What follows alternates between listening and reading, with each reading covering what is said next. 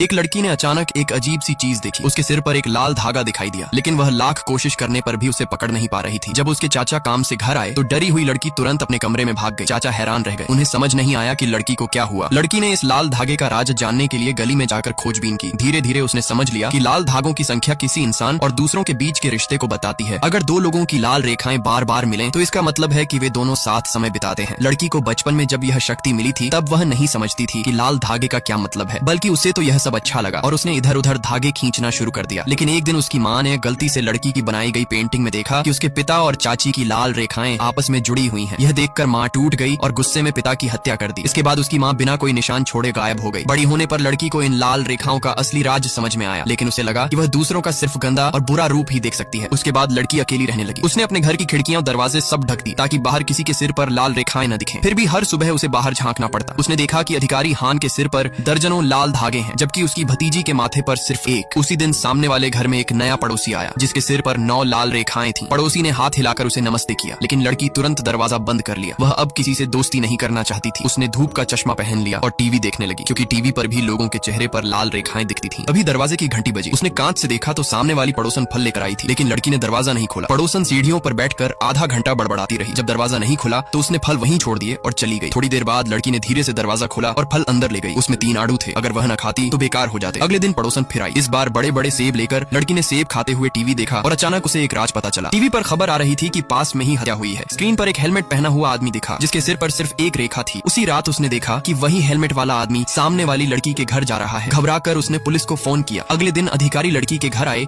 वे जानना चाहते थे कि उसे क्या सुराग मिला, लेकिन बहुत देर खटखटाने के बाद भी दरवाजा नहीं खुला। तभी ऊपर से एक चश्मा पहने आदमी नीचे